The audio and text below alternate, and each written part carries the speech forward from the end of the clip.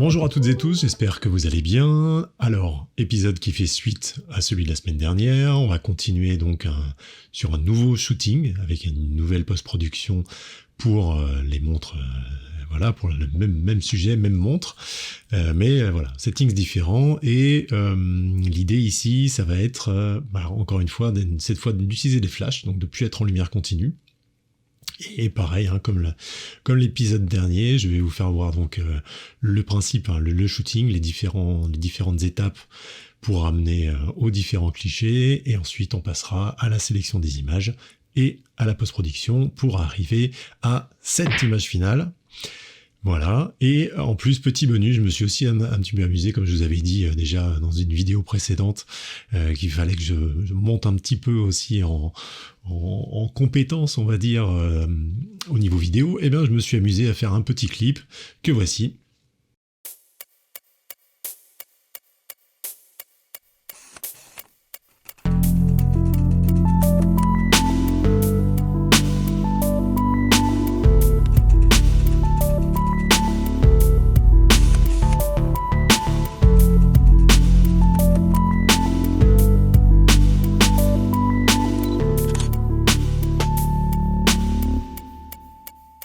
Voilà, c'est sans prétention, mais voilà, moi en tout cas ça permet de se frotter l'exercice et je vous invite toujours aussi à essayer de sortir un petit peu de votre zone de confort et essayer de tenter des choses. C'est aussi comme ça qu'on apprend et qu'on arrive à développer petit à petit un petit peu plus de savoir-faire et c'est toujours agréable. Bon, maintenant on va revenir aux choses sérieuses. C'est parti pour le shooting, go! Alors j'utilise mon pied KNF Concept, hein, qui est un excellent pied modulable, portatif et surtout qui a l'avantage d'avoir une double tige qui permet justement comme ça de pouvoir la mettre à 90 degrés tout en gardant encore un axe central qu'on peut régler en hauteur. Donc je positionne ça tranquillement, comme il y a une rotule, donc c'est assez pratique aussi pour cadrer, je mets dessus l'Olympus EM1 Mark II, voilà, je fais mon cadrage, je positionne tout comme il faut et la configuration de l'appareil est en mode manuel, hein, comme toujours vous me connaissez, avec en plus là l'autofocus en manuel, ISO 200 qui sont les ISO natifs, fermeture à f11 et au 125e, sachant que j'utilise un équivalent d'un 24-80 f2.8 à 80 mm bien évidemment pour avoir le maximum. Donc je mets un flash principal qui est le Nikon SB900 toujours en mode manuel au 32e et un Godox au 128e en face. Je me sers des cartons plumes pour sculpter un petit peu la lumière et gérer un petit peu, et en même temps, à chaque fois, je vous fais voir quelques-uns des résultats que ça donne. Donc vous voyez un peu, à chaque fois, l'idée, c'est de travailler sur les réflexions tant au niveau du cadran principal que du bracelet.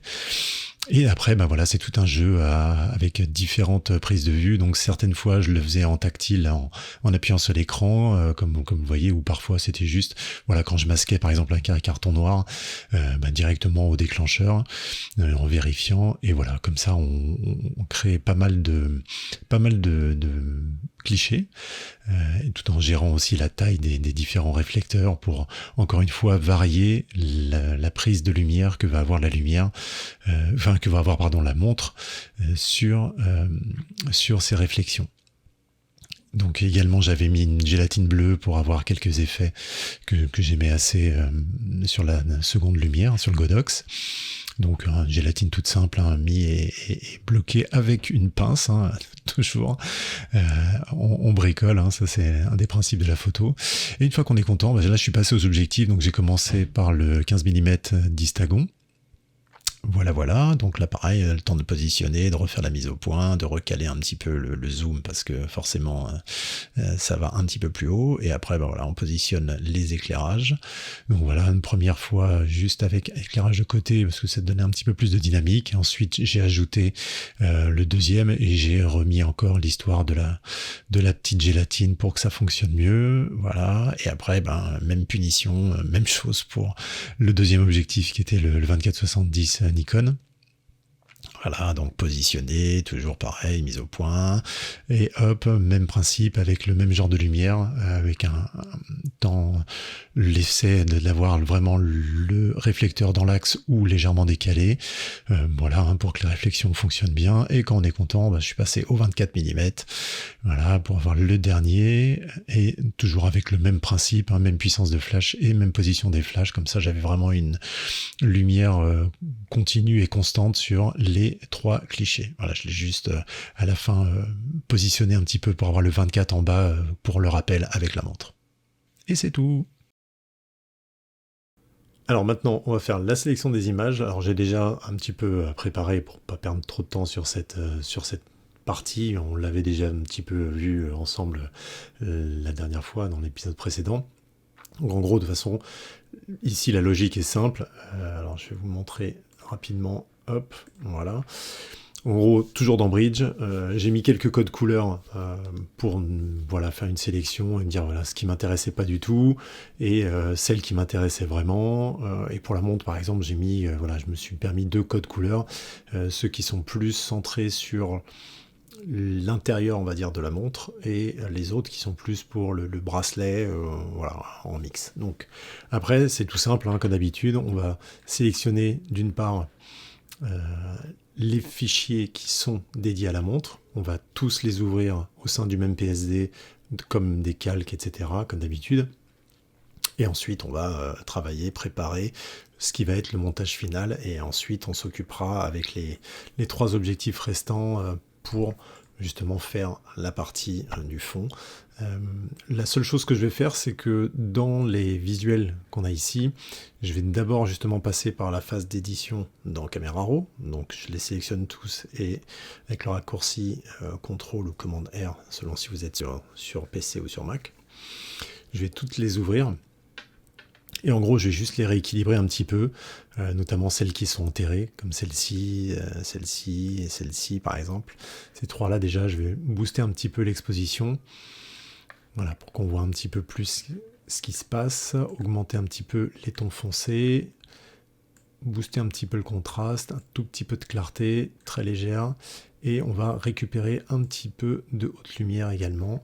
Voilà pour celle-là, et ensuite je vais faire la même chose pour ces 2-là, qui sont a priori assez, à peu près dans les mêmes eaux.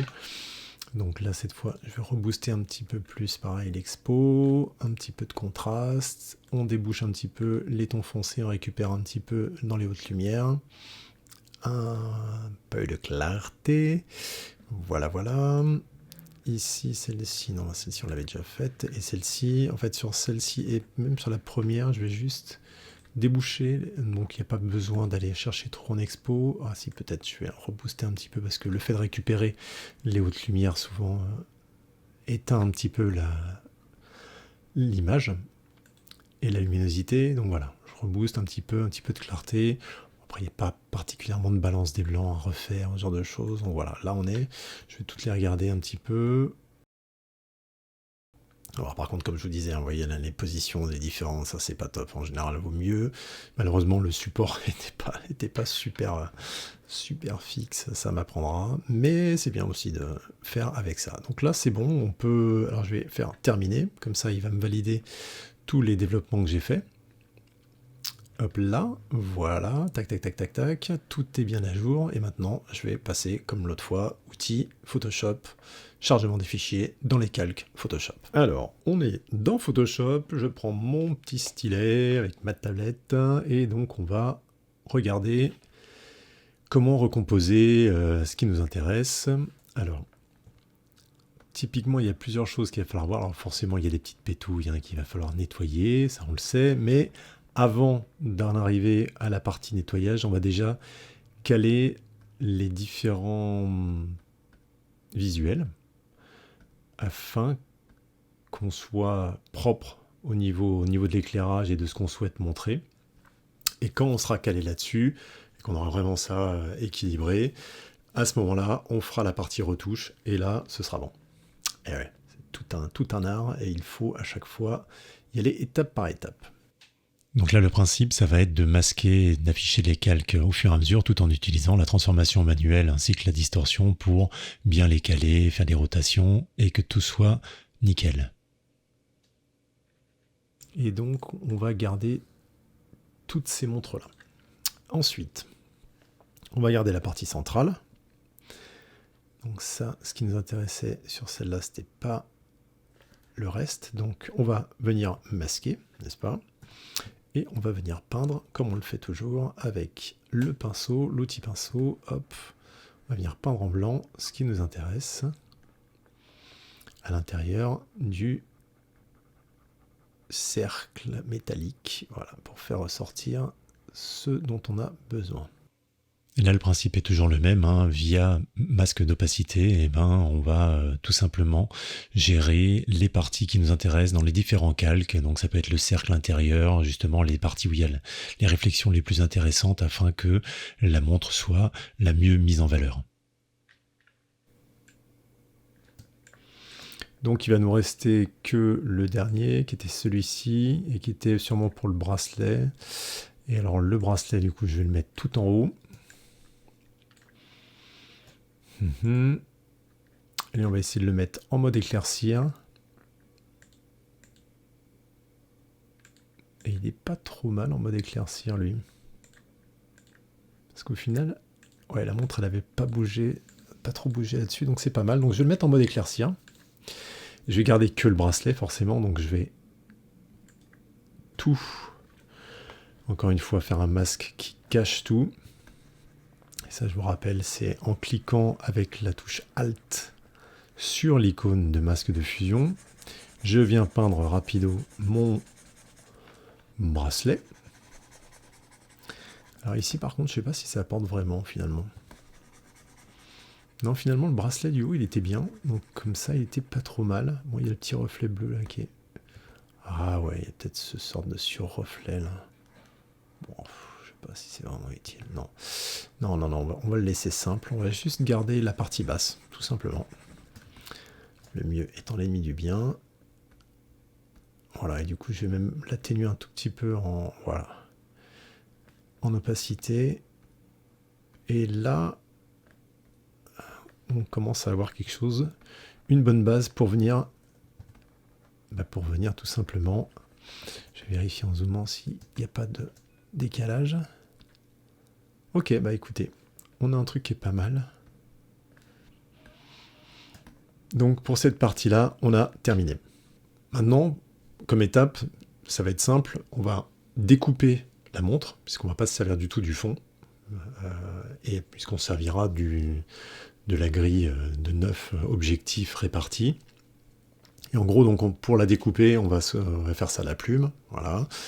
On va découper tout ça. Et une fois qu'on a découpé tout ça, on va s'occuper de la partie finition. Donc décaler la couronne pour la re-rentrer, pour qu'elle soit bien où il faut, et nettoyer toutes les pétouilles de la montre. Et une fois qu'on aura fait ça, et qu'on aura à peu près finalisé, on s'occupera de la grille arrière, de la mosaïque arrière avec les objectifs.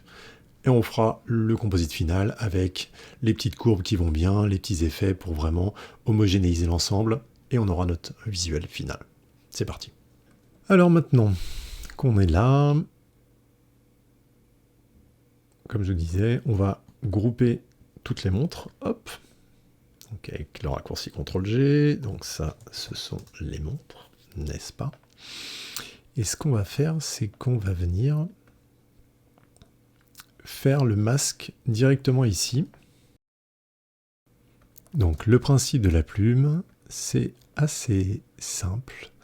Quand vous cliquez de façon non continue, quand vous cliquez juste une fois, vous posez un point. Si vous cliquez ce point et que vous le gardez appuyé, eh ben vous pouvez tirer ces petites poignées qui vont vous permettre de gérer les courbes. Tout simplement. Donc il y a des angles comme ici où je vais avoir besoin d'un simple point et d'autres où je vais avoir besoin de ces courbes effectivement. Donc là, je vais essayer de voir jusqu'où je peux aller. Clac, donc là en l'occurrence c'est trop. Alors après, pour revenir, vous voyez, si vous appuyez sur la touche CTRL, hop, là vous pouvez venir tout de suite recadrer ce qui vous intéresse. Hop, léger, on va faire clac, voilà. Tac, on va déjà le faire comme ça. Sachant que, de toute façon, il y en a une partie qui va passer à la trappe. Après, hop. Alors ici, le souci c'est la couronne. La couronne, comme je vous disais, on ne l'a pas encore découpée et on ne l'a pas encore ramenée. Ah ah ah. Donc en gros, ce qu'on va faire, c'est que je vais quand même continuer la forme sans la couronne et je viendrai après, l'écraser. Ce sera plus simple. On va pas s'embêter. Et je viendrai ensuite l'écraser sur un calque comme on le fait et venir la découper et ce sera beaucoup mieux comme ça. Voilà, on va pas s'embêter. Donc, on va reprendre, hop. Voilà, tac, et on referme la sélection et voilà. Donc là, on a le tracé. Et là, le tracé, vous voyez, il ne l'a pas fait sur le masque vectoriel, il l'a fait dans la partie tracée. D'accord? Donc là, déjà, on va l'appeler montre. Voilà, comme ça, lui, on l'aura. On va faire CTRL-C en l'ayant sélectionné, et là-dessus, on va aller CTRL-V, et voilà, directement, ça le met en masque vectoriel. Ce masque-ci, bon, on va quand même le garder, on ne sait jamais. Donc voilà, maintenant j'ai ma montre. Alors, je vais pouvoir mettre une couleur unie derrière, voilà, pour que ce soit un peu mieux, on voit un peu mieux ce qui se passe. Et donc là, on a découpé la montre, c'est propre. Alors comme je vous disais, le principe c'est que je vais enlever le masque. Et ici, je vais juste faire CTRL-ALT-SHIFT-E, le fameux raccourci, donc qui écrase tout sur un calque séparé. Je vais juste venir découper cette partie-là en prenant un petit peu plus à l'externe. Voilà, donc je vais juste faire un CTRL-J, je crée un calque à partir de ça. Je vais supprimer ça. Ici, je vais l'appeler couronne. Tac. La couronne, je vais la passer en dessous de ma montre. Je vais réactiver en recliquant avec la touche Maj le masque vectoriel. La couronne, je vais maintenant la déplacer derrière. Voilà, pour la ramener jusqu'ici. C'est ça. Et après, tout simplement, je vais venir faire une petite sélection. On va la faire quand même propre aussi. Donc, je vais la faire à la plume. Hop, hop. On reboucle. Voilà. Et ça, cette fois, ce tracé, on l'appellera couronne, tac, voilà, et là, CTRL-clic, comme je vous rappelle, comme on l'a vu, pour récupérer la sélection, et ici, hop, on masque, et voilà, on a notre couronne bien mise comme il faut. Et là, on a notre montre maintenant qui est propre, vraiment propre, et là, ces deux-là, on peut les regrouper à nouveau, et l'appeler montre finale. Voilà, ça c'est bien. On est content, maintenant il va y avoir la partie nettoyage de pétouille. Alors ça, on crée un nouveau calque. Donc soit en cliquant ici, soit avec le raccourci CTRL-ALT-SHIFT ou CTRL-ALT-MAJ-N, nouveau calque. Et ça, on le renomme tout de suite parce qu'on aime bien être carré et on va l'appeler retouche. Et là, les retouches vont consister en, comme d'habitude, un mix entre de l'outil correcteur et de l'outil tampon, n'est-ce pas? Outil correcteur, outil tampon. Et avec ça, on va venir nettoyer un petit peu tout. Donc il y a énormément de choses à faire. Donc il y a forcément des parties que je vais passer en accéléré. Mais en gros, juste pour vous montrer une partie des détails qu'après vous allez voir en accéléré, voilà, il y a ces pétouilles-là. Il y a les sortes de traces ici et ici de traces d'empreintes digitales, n'est-ce pas? Alors là, c'est les pétouilles, les bouts de poil, les rayures, et ainsi de suite. Voilà, en gros, on va réuniformiser à chaque fois en mixant, en alternant. Ah oui, d'ailleurs, tenez, j'ai oublié une chose, c'est que dans la partie... Oh, attendez, d'ailleurs, je sais plus, ah si, c'est transparent, pardon. J'avais un doute, mais oui, non, ça c'est transparent. C'est transparent, donc en fait, cette partie-là, ici, il faut qu'en prenant le masque vectoriel, voilà, là je l'ai cliqué, je l'ai activé, en fait, il faut que je vienne ajouter un cercle vectoriel, ici, outil ellipse, et que je vais mettre en mode soustraire. Voilà. Un petit peu, nécessite quelques petites manips, mais voilà. Maintenant, là, on est carré et là, on est propre. C'est bon. l'ellipse, on n'en a plus besoin, elle dégage. Et voilà, donc là maintenant, on a fait notre touche, c'est bon. Alors,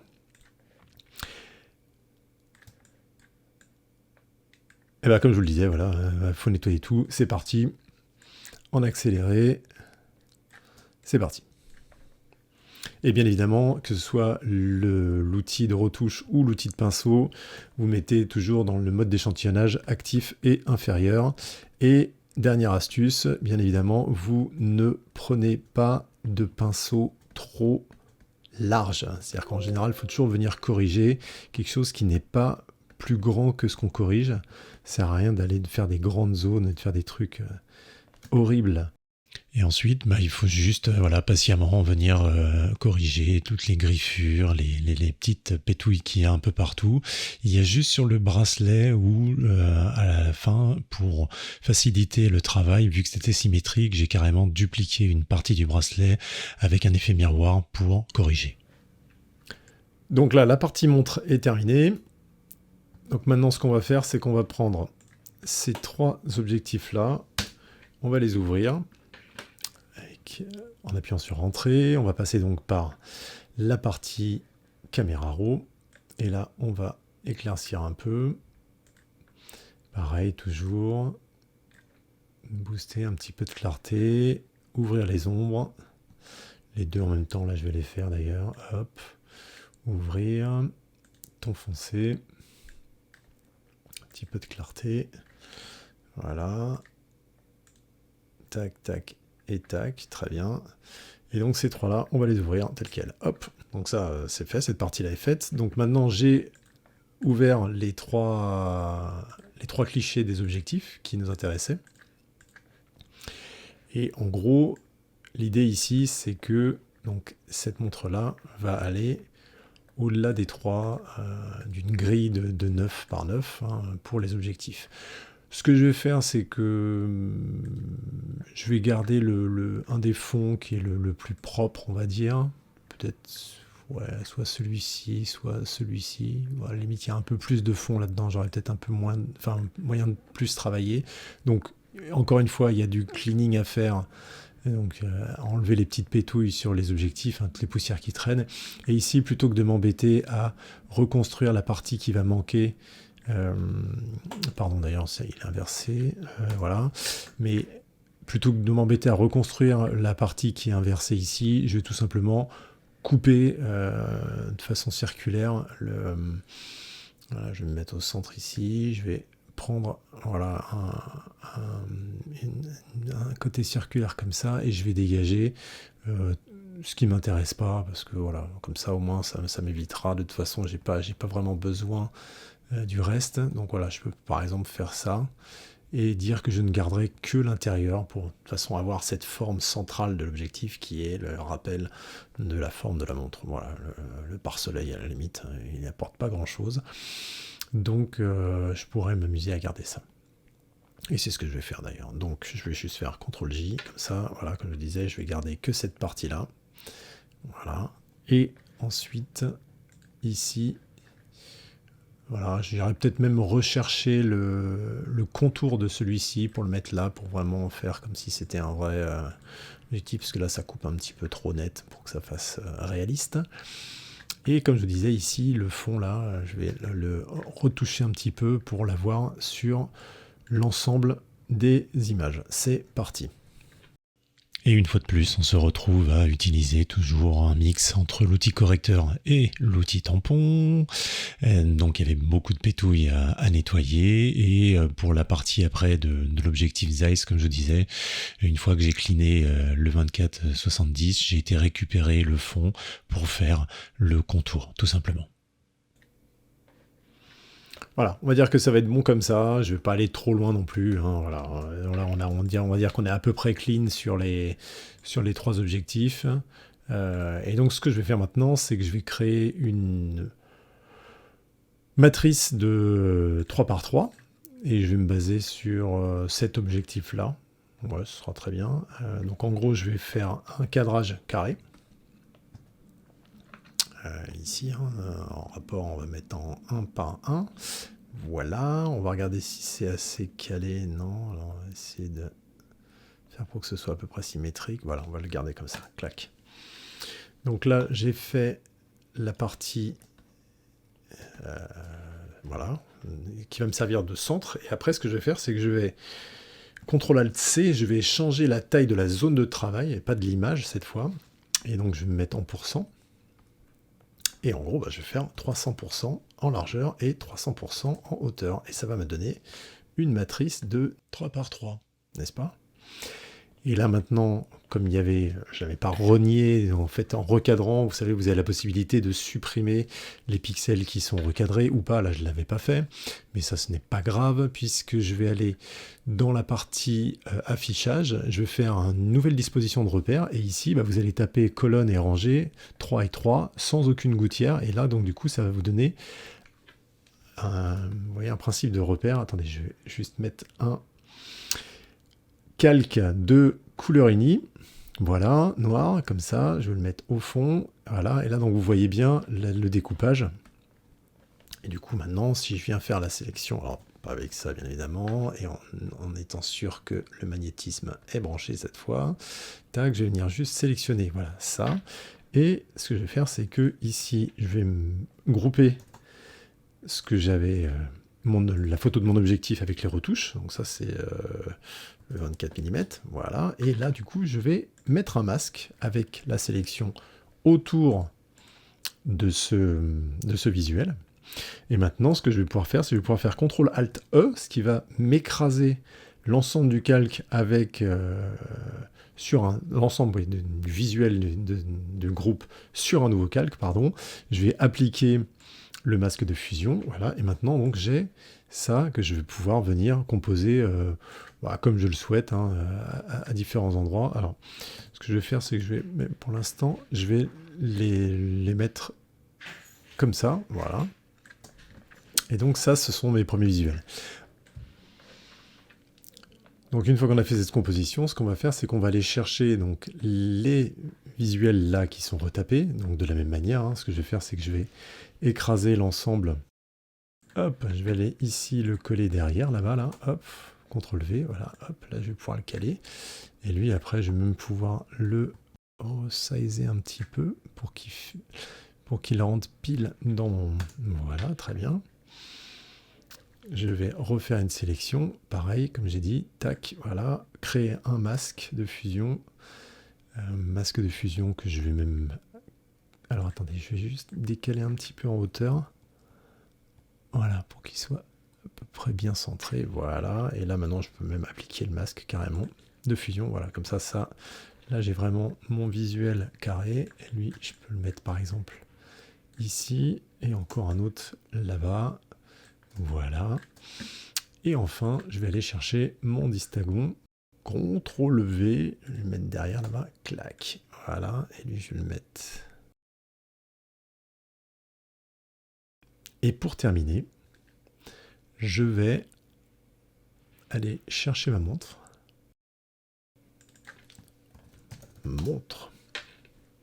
Et ensuite, alors ce que je vais faire, c'est que je vais sauvegarder ce fichier et je vais en faire une copie qui va être écrasée, comme ça me permettra d'être beaucoup plus light. Voilà, il va juste me rester à faire remettre aux bonnes dimensions l'ensemble complet, voilà, virer tout le reste, CTRL-clic sur le fond, image recadrée, et voilà. Et là maintenant j'ai mon montage. Et là, ce que je vais faire, c'est que je vais d'une part mettre un effet de lueur externe sur la montre. Voilà, qu'on va pouvoir atténuer en termes de taille. Voilà. Juste pour qu'elle se détache un petit peu plus, donnant un effet d'ombrage. Et ensuite, ce que je vais faire, c'est que je vais venir créer un calque intermédiaire. Avec l'outil dégradé, je vais venir faire un peu de vignettage tout autour. Tac, voilà, comme ça. Voilà. Bon, on est presque pas mal. Il ne reste plus qu'à venir booster un petit peu les choses. Donc ça, on l'avait déjà vu la dernière fois. Donc d'une part, on va mettre une courbe qu'on va clipper, c'est-à-dire qu'on va écrêter que à la montre avec le raccourci CTRL-ALT-G ou alors en mettant entre les deux et en appuyant sur ALT. Ouais. Et là, on va juste faire une courbe un petit peu plus contrastée.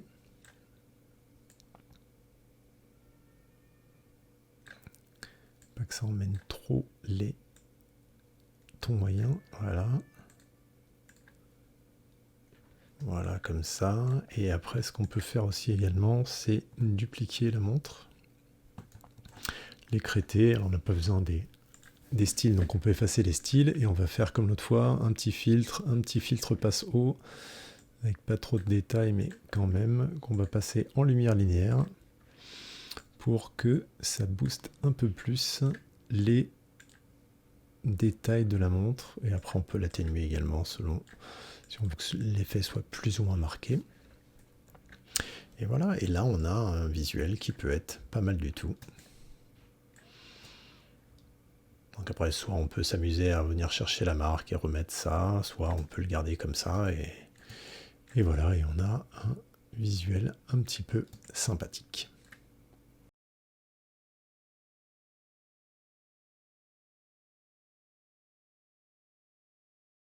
Voilà, j'espère que ça vous aura plu. Donc c'était la deuxième variation, on va dire, sur ce sujet de la montre.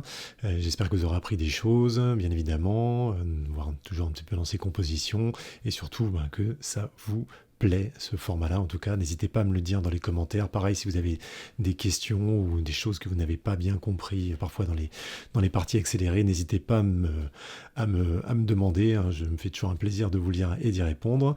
On se revoit vite pour un prochain épisode. D'ici là, prenez toujours bien soin de vous, faites plein de belles photos, et on se revoit vite, une deuxième fois. Allez, ciao.